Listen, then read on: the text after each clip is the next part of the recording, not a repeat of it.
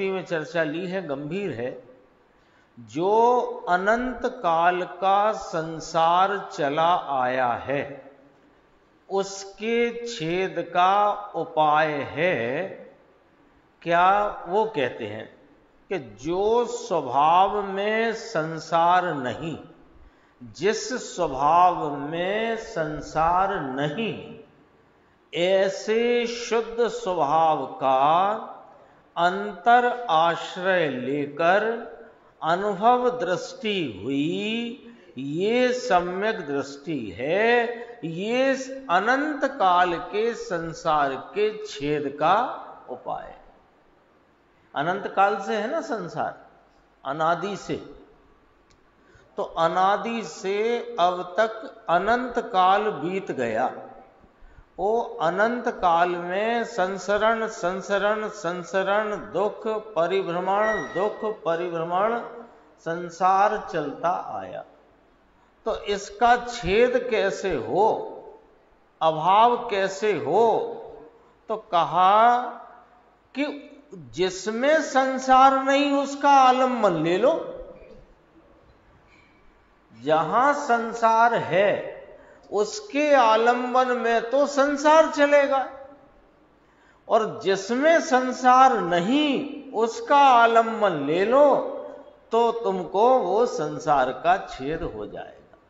जैसे बारिश हो, बहुत बारिश तेज हुई हो और सब जगह पानी पानी, गीला गीला गीला गीला गीला गीला, तो अब कैसे उससे बचना? कि जहां पानी गीलापन ना हो, सूखापन हो, वहां का आश्रय ले लो ना, वहां चले जाओ तो बच जाओगे उससे। सरल है कि नहीं? लॉजिक सरल है कि नहीं? सब जगह गीला गीला, पानी पानी पानी पानी, गीला कीचड़ पानी। अब क्या करना कि जहां पानी, गीलापन, नमी नहीं, ऐसे स्थान में चले जाओ तो बच गए इससे।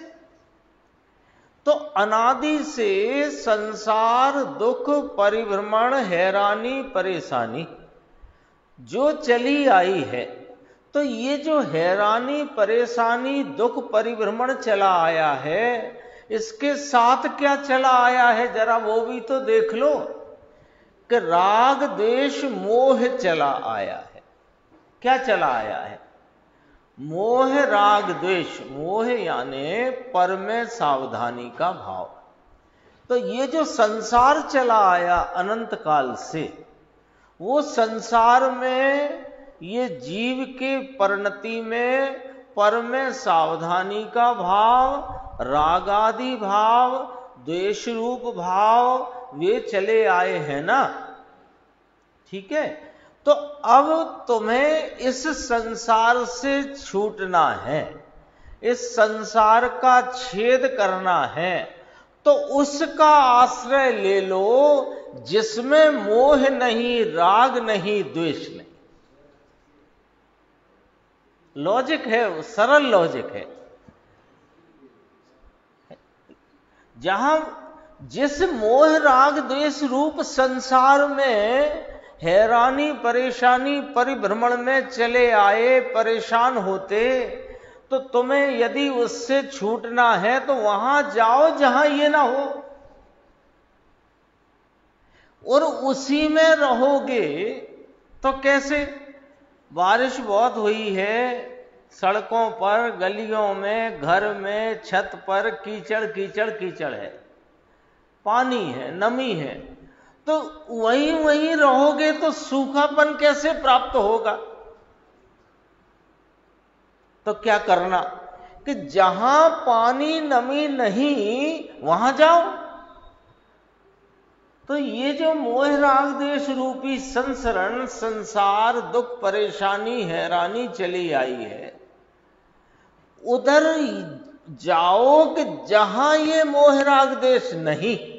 तो जगत में ऐसा कौन सा भाव है, ऐसा कौन सा तत्व है कि जिसमें मोह, राग, द्वेष नहीं? कि ये चैतन्य परमात्मा है, ये वस्तु ध्रुव अखंडानंद है, कि जिसके स्वभाव में मोह नहीं, राग नहीं, द्वेष नहीं, तो इसका आश्रय ले लो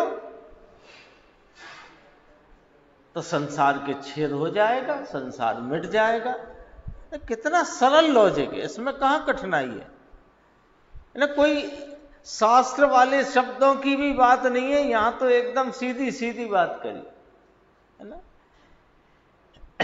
शुद्ध स्वभाव का अंतर आश्रय लेकर अनुभव दृष्टि हुई, ये सम्यक दृष्टि है। अब इस सम्यक दृष्टि के यद्यपि इसने जहां मोह राग देश नहीं, ऐसे तत्व ऐसे भाव का इसने आश्रय लिया है, तो भी इसकी परिणति में एकदम से राग आदि नहीं चले गए, है ना। बारिश में भीज गए हैं, अब उसी उदाहरण को थोड़ा बढ़ाते हैं। बारिश में भीगे हुए हैं, कपड़े भी भीगे हुए हैं और सब जगह पानी पानी, नमी नमी, तो घर में उस स्थान पर पहुंचे कि जहां कोई बारिश पानी नहीं है। अब पहुंच गए तो वहां पर सूखे का अनुभव हो गया, लेकिन जो भीगा हुआ है ये एकदम तो नहीं सूख जाता। तो ऐसे ही इस चैतन्य परमात्मा का, अपने ज्ञायक भगवान का, कि जिसमें मोह राग देश नहीं, उसका आश्रय लेकर अनुभव दृष्टि हुई, ये सम्यक दृष्टि है। इसकी परिणति में पर की सावधानी का भाव तो चला गया, लेकिन अभी राग द्वेष बाकी है, तो इसको व्यवहार होता है, किंतु अंदर दृष्टि के विषय में व्यवहार नहीं है। यदि उसमें भी व्यवहार होता तो फिर यह स्वरूप की आनंद की प्राप्ति कैसे होती। सच कहते हैं, कोई बहुत अपना भाग्य, कोई बहुत जोरदार, और ये गुरुदेव श्री मिले, ऐसे कली कली एक एक शब्द, एक एक लाइन का लॉजिक खोल के देते। अंदर दृष्टि के विषय में व्यवहार नहीं होता, क्योंकि यदि उसमें भी व्यवहार माने राग द्वेष के भाव, है ना, भेद आदि भाव, राग द्वेष के भाव, भेद रूपता के भाव, वे सब व्यवहार में आए ना। अपनी चल तो रही 1 महीने से चर्चा। तो ये जो भेद रूपता के भाव और रागादि विकारी भाव, ये दृष्टि के विषय में नहीं है, क्योंकि यदि दृष्टि के विषय में भी ये पाए जाएं तो फिर राग देश से रहित अभेद तत्व की दृष्टि कैसे होगी। जब अभेद तत्व में भी भेद रूपता और रागादि भाव पाए जाए, तो नियम निकल आया। ये नियम निकला कि दृष्टि के विषय में व्यवहार नाम कोई पर्याय भेद, गुण भेद आदि भाव नहीं है, और दृष्टि की परिणति में व्यवहार नहीं।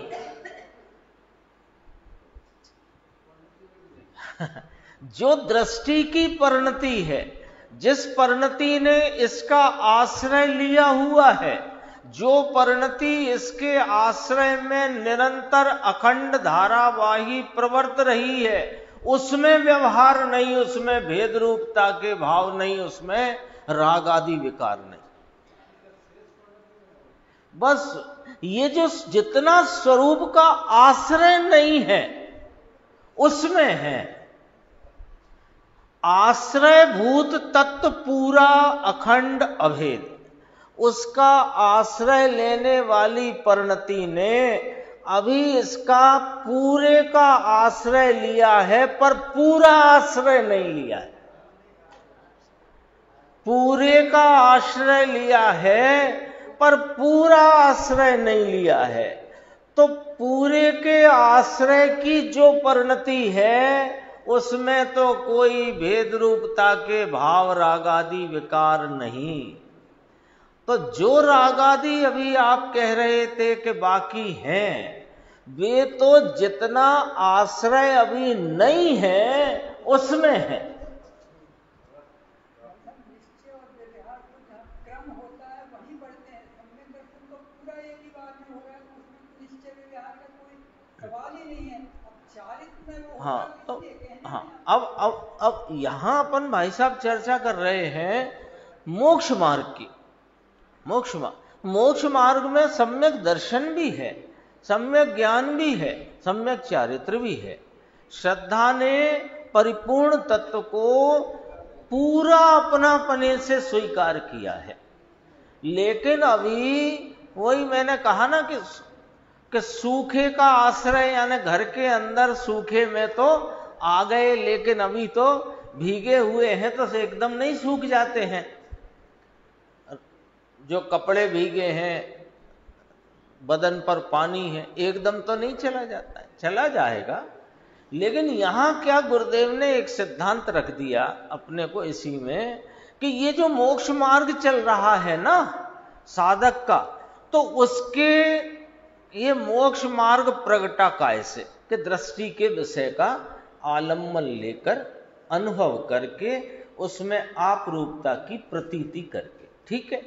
एक अब इसके जो मोक्ष मार्ग प्रकट हो गया, तो ये जो मोक्ष मार्ग में चल रहा है, तो अभी रागादि विकारी भाव पूर्ण रूप से नहीं मिटे, क्योंकि पूर्ण आश्रय नहीं है। लेकिन इसके जितना आश्रय है वो शुद्ध परिणति निरंतर धारावाही है। श्रद्धा तो पूरी हो गई, लेकिन अभी परिणति और उपयोग दशा, तो परिणति तो शुद्ध परिणति निरंतर है कि नहीं? ज्ञायक की अखंड धारावाही कैसी अखंड है कि ये परिणति जब पूर्णता की प्राप्ति होती है सिद्धत्व अवस्था में, उस सिद्धत्व में जाकर मिलती है और चलती है। यहां अभी स्वरूप की दृष्टि होते ही समयांतर में मिथ्यात्व का अभाव, सम्यक्त का उदय और शुद्ध परिणति का उद्घाटन, ये शुद्ध परिणति यहां जो उत्पन्न हुई है, ये शुद्ध परिणति निरंतर अखंड धारावाही चलती है और साधी अनंत काल चलती है। यही वाली उपयोग के व्यापार से एकाग्रता बढ़ती है, एकाग्रता बढ़ती है, वीतरागता बढ़ती है, वीतरागता बढ़ती है, फिर पूर्ण वीतरागता होती है, केवल ज्ञान होता है। वो भाव जब उपजता है तब साधी अनंत होता है। यहां तो जो शुद्ध परिणति स्वरूप के आश्रय से प्रगति सो प्रगति, साधी अनंत है, अखंड धारावाही।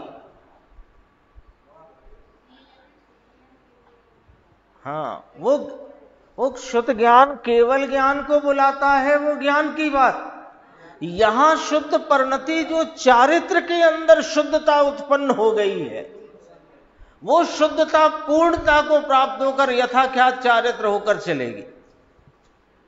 जो सम्यक ज्ञान केवल ज्ञान को बुलाता है, वही सम्यक ज्ञान केवल ज्ञान में विलीन होता है। और यहां जो शुद्ध परिणति स्वरूपाचरण चारित्र जो प्रकटा है, और वो जो शुद्ध परिणति प्रकट करके जो चल पड़ी है, वो शुद्ध परिणति, वो स्वरूपाचरण चारित्र यथाख्यात चारित्र में जाकर मिलता है। वही वो तो यहां जो स्वरूपाचरण रूप से शुद्ध परिणति चल रही है, इसमें नहीं होता व्यवहार। जाओ, इसमें नहीं कोई भेद रूपता का भाव, ये स्वयं भेद रूप है। लेकिन वो भेद रूपता का आश्रय लेके नहीं चल रही है, वो तो अखंड अखंडानंद अवेद के आश्रय से निरंतर चल रही है। ये 2 4 5 पंक्ति का गजब कल आ गया था विषय। देखो, ये थोड़ा ये समझो, नोट कर लो। दृष्टि के विषय में व्यवहार नहीं, भेद नहीं, और दृष्टि की परिणति में व्यवहार नहीं, भेद आदि नहीं।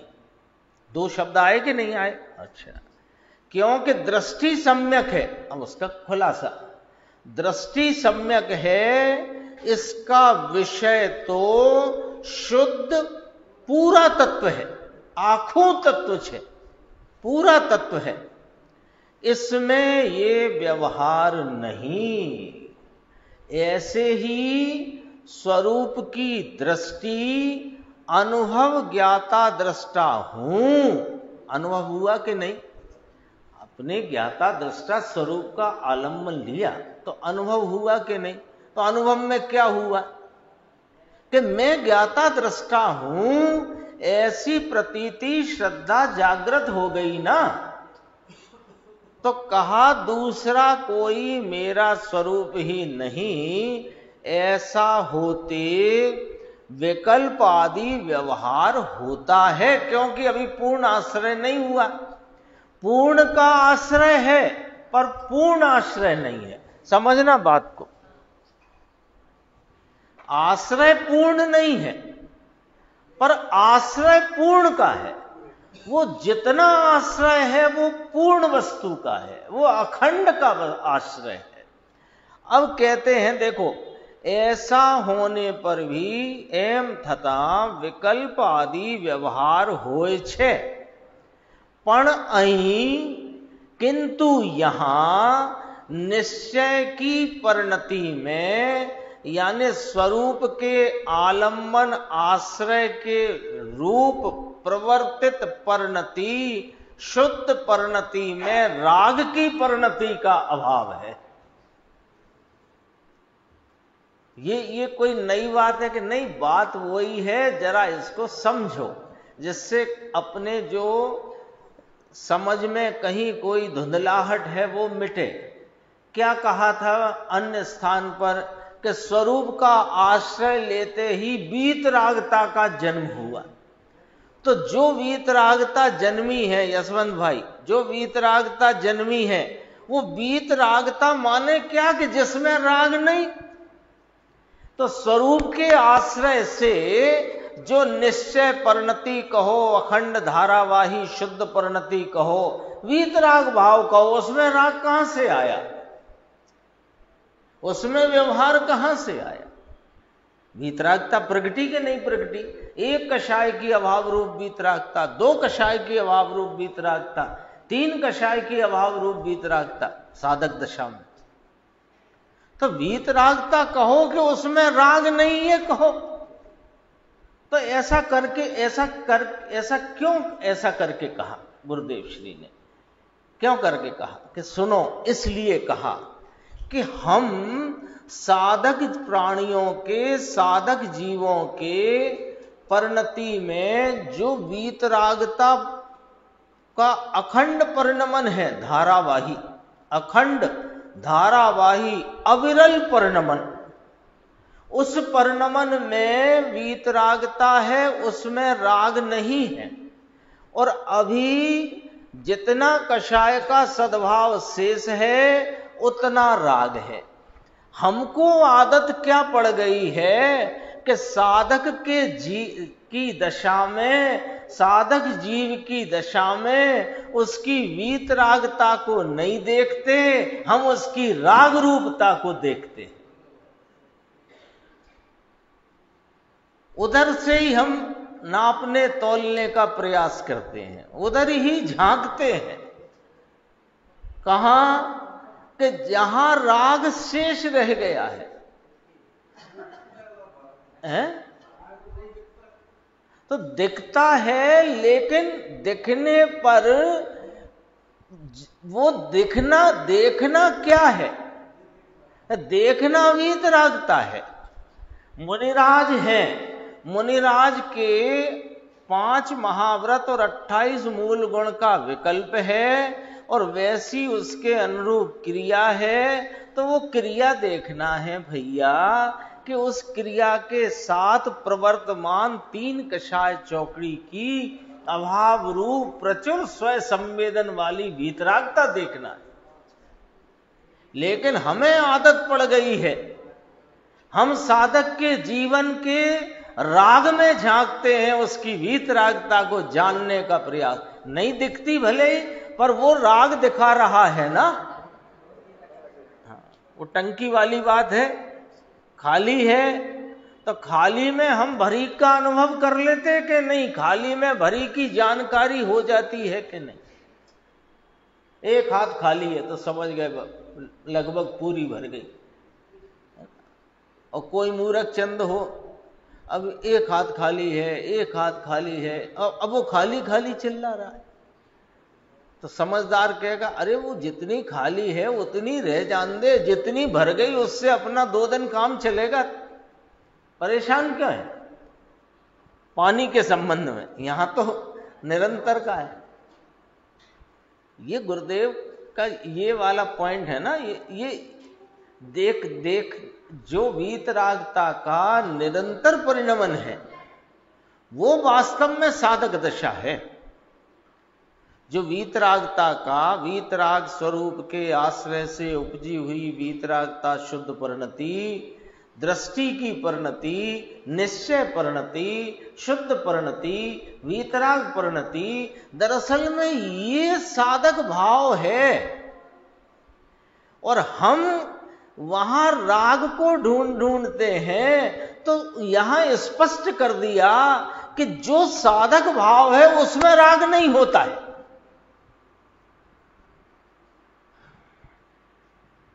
समझ में आई बात।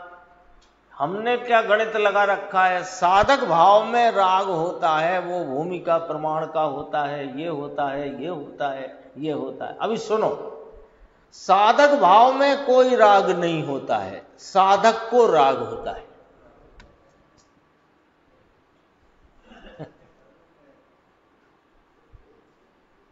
अब 3 बातें निकल आई अपने आप, देखो हैं, फर्क है, बहुत फर्क है। साधक जीव जो है उसकी परिणति में एक समय की अवस्था में वीतरागता भी है और राग का अंश भी है साधक के। लेकिन जो साधक भाव है वो मात्र वीतराग भाव है। और ये जो साधक भाव जिस साधन के आलंबन से प्रगटा है वो परिपूर्ण वीतराग है।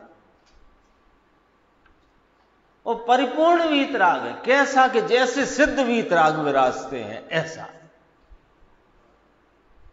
तो परिपूर्ण साधन के आलंबन से उपजे हुए साधक भाव में कोई राग भाव नहीं होता। भले साधक को राग हो पर साधक भाव में राग नहीं होता। गंभीर चर्चा थी।